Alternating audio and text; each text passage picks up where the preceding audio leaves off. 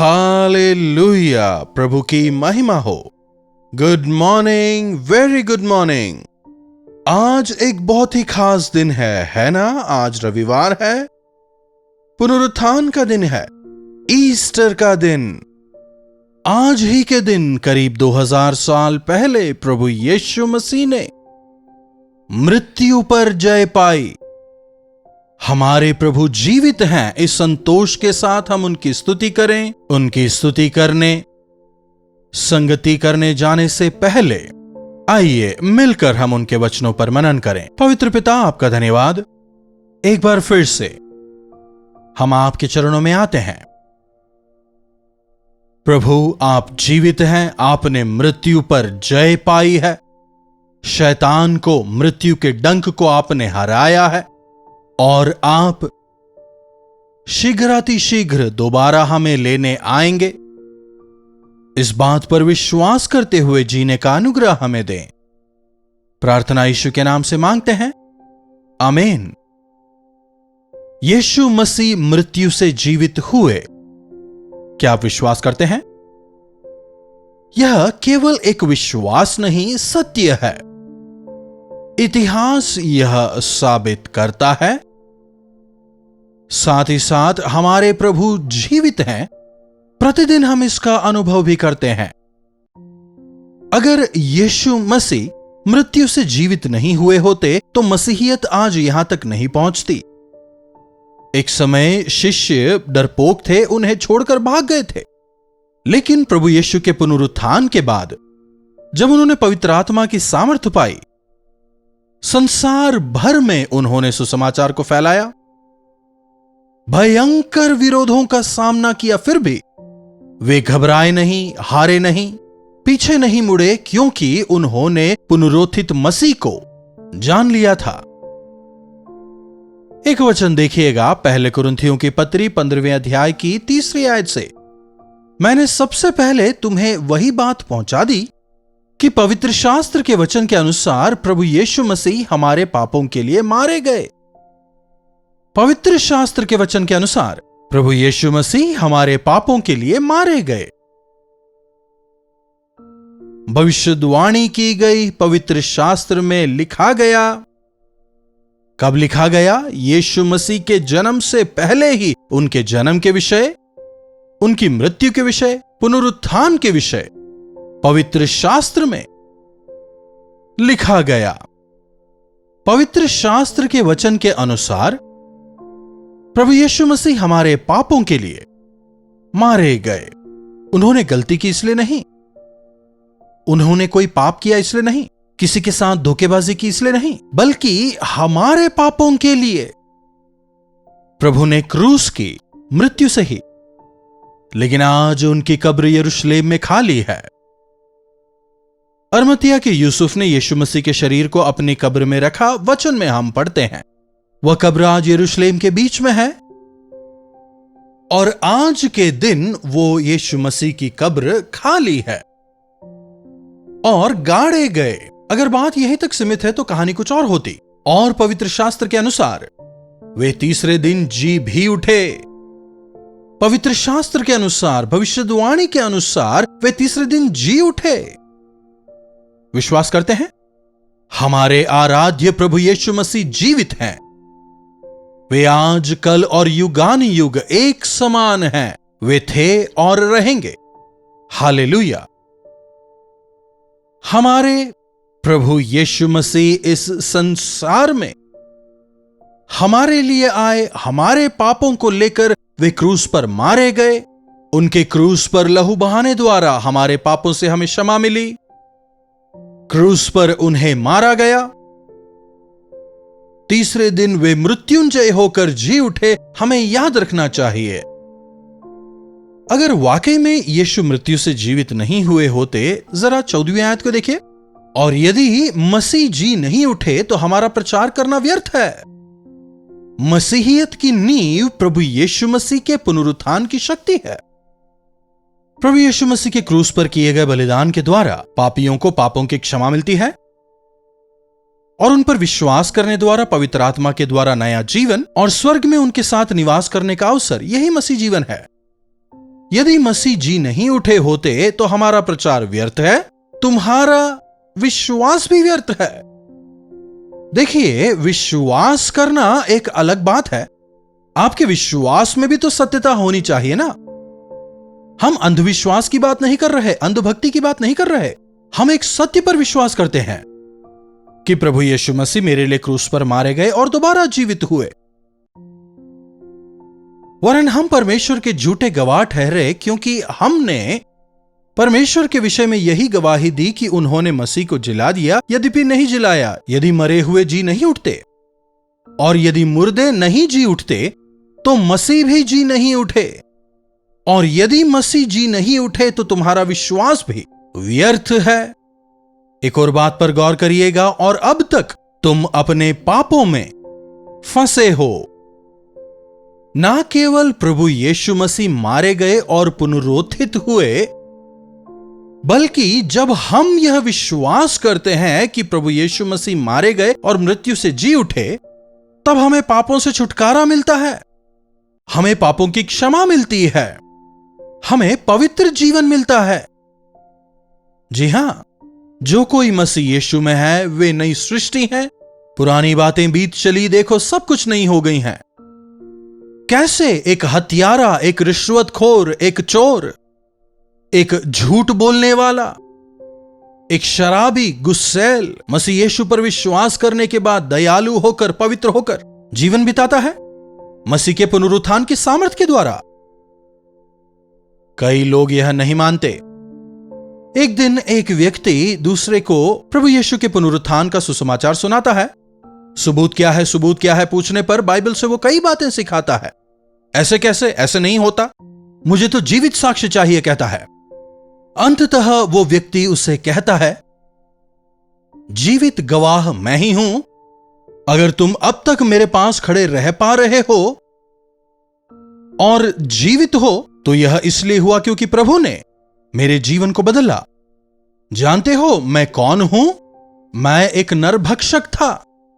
प्रभु यीशु मसीह ने मेरे जीवन को बदल दिया, इसीलिए आज मैं नया जीवन पाकर नया इंसान बन गया हूं, और इसलिए तुम अब तक जीवित हो।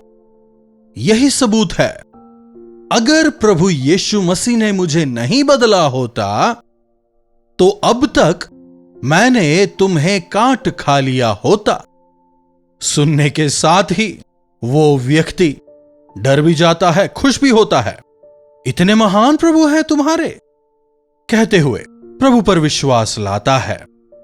कई गवाहियां सुन सकते हैं, हमने सुना, हमने चख कर देखा, हमने हमारे जीवनों में अनुभव करके देखा, पुनरुत्थान की सामर्थ्य का हमने अनुभव किया।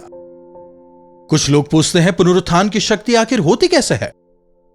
एक दिन एक व्यक्ति रास्ते पर चलते हुए प्रभु का सुसमाचार सुना रहा था। प्रभु पर विश्वास करें, प्रभु यीशु महान हैं, वे तुम्हारे पापों को क्षमा करेंगे, तुम्हें नया जीवन देंगे, सुसमाचार सुना रहा था। एक व्यक्ति आकर सवाल करता है, अरे क्या प्रभु प्रभु कर रहे हो? कहां है परमेश्वर? कहां है उनकी शक्ति? दिखा सकते हो तो मुझे दिखाओ।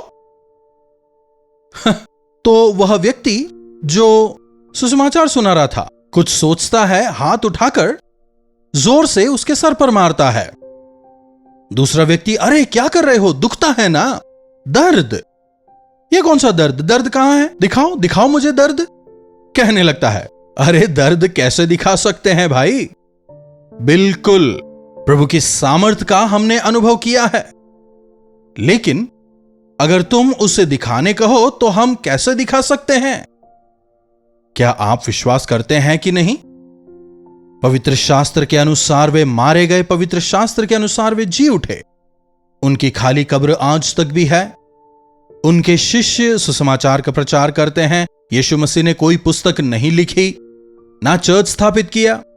गलीलिया प्रांत से आगे प्रभु यीशु कहीं नहीं गए, लेकिन आज संसार के चारों कोने में यीशु मसीह पर विश्वास करने वाले विश्वासी अगर मौजूद हैं तो यह इसलिए संभव हो पाया क्योंकि प्रभु यीशु की सामर्थ का अनुभव, उस पुनरुत्थान की सामर्थ का अनुभव उनके विश्वासियों ने किया है। प्रभु यीशु मसीह इस संसार को आए ताकि उन पर विश्वास करने द्वारा हमें हमारे पापों की क्षमा मिल सके और प्रभु में नया जीवन मिल सके। केवल इस संसार में हमें चंगा करने और आशीष देने मात्र प्रभु यीशु मसीह नहीं आए। संसार तक ही सीमित व्यक्ति परमेश्वर कैसे हो सकता है? सांसारिक चीजें तो परमेश्वर ही नहीं, इंसान भी तो दे सकते हैं ना।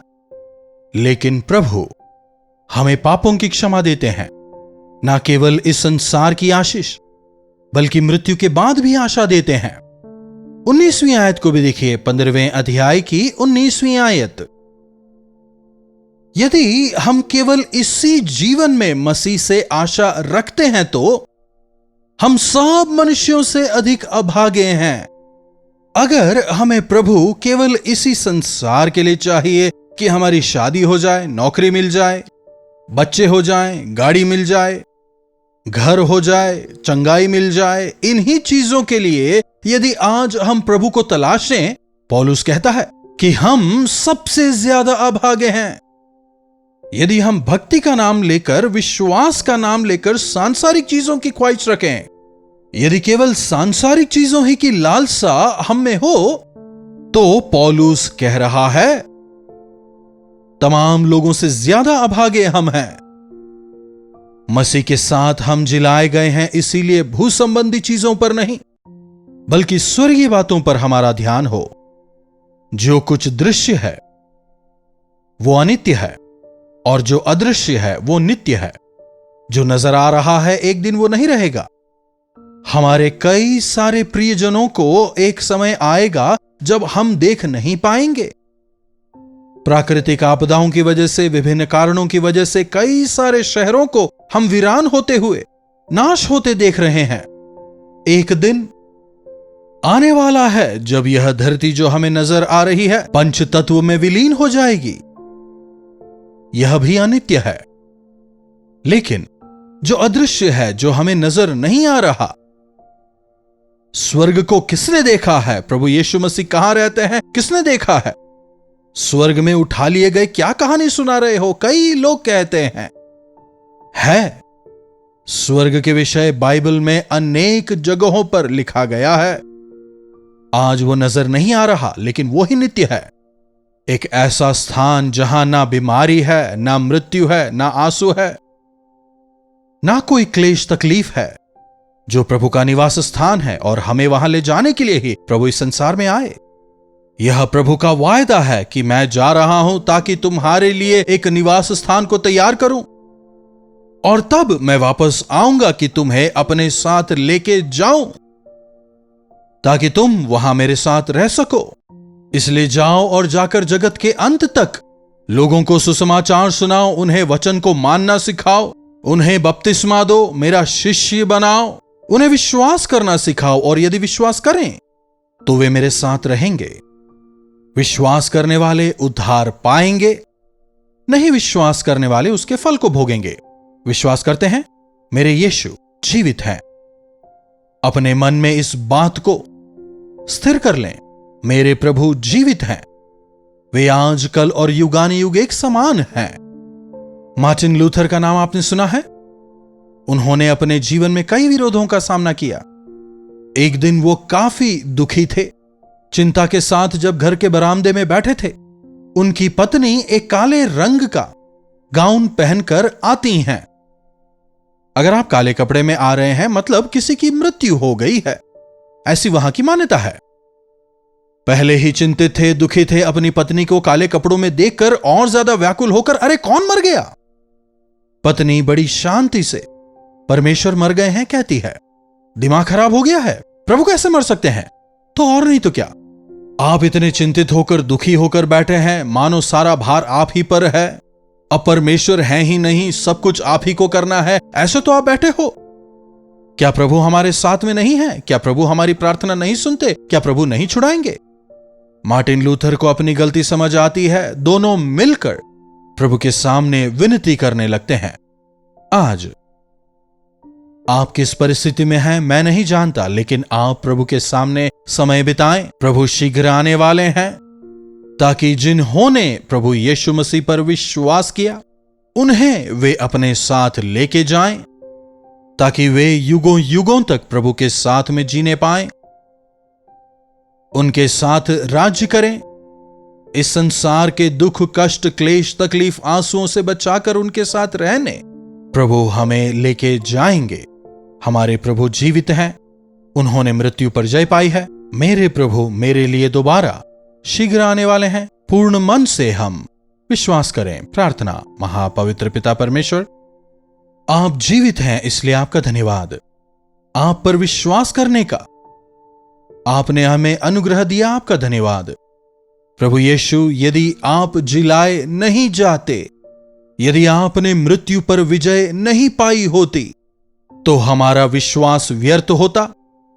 उतना ही नहीं, हम सबसे अधिक अभागे होते। लेकिन दिन प्रतिदिन आपके पुनरुत्थान के सामर्थ्य का अनुभव करने का जो अनुग्रह आपने दिया, इसके लिए आपका धन्यवाद। आप में दृढ़ होने में हमारी मदद करें। प्रार्थना यीशु के नाम से मांगते हैं, आमीन। अब हमारे पिता परमेश्वर का प्रेम, प्रभु यीशु मसीह का अनुग्रह, पवित्र आत्मा की संगति और सहभागिता हमें से प्रत्येक के साथ आज, कल और सर्वदा बनी रहे, आमीन। प्रभु परमेश्वर की महिमा हो। ईस्टर के उपलक्ष्य पर चर्च जरूर जाएं, अन्य विश्वासियों के साथ में संगति करें। हमारे प्रभु जीवित हैं, उनकी गवाही दें। प्रभु में आनंदित और मगन रहें। अपने प्रार्थना विषयों को आप हमें 9884907779 पर व्हाट्सएप वॉइस मैसेज या फिर टेक्स्ट के द्वारा भेज सकते हैं। हम अवश्य प्रार्थना करेंगे। इन्हीं वचनों के साथ आज मैं आपसे विदा लेता हूं। प्रभु आप सबों को आशीष दें।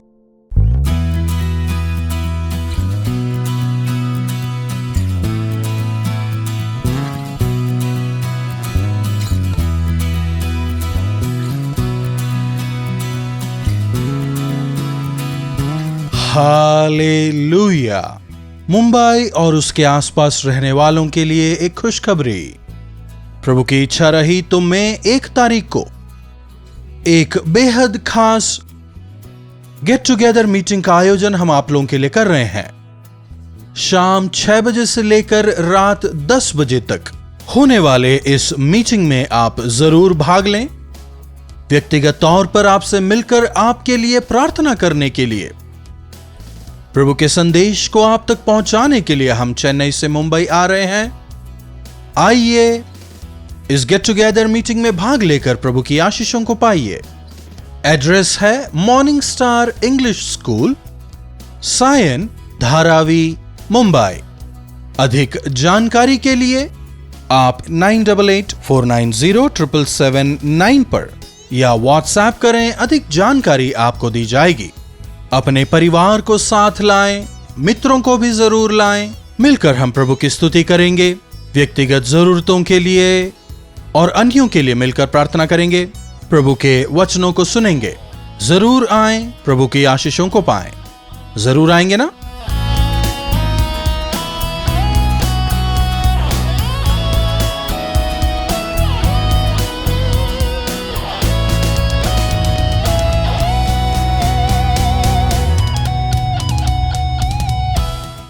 कल्वरी दर्शन, ये है प्रेम के दर्शन, यीशु प्रेम के दर्शन।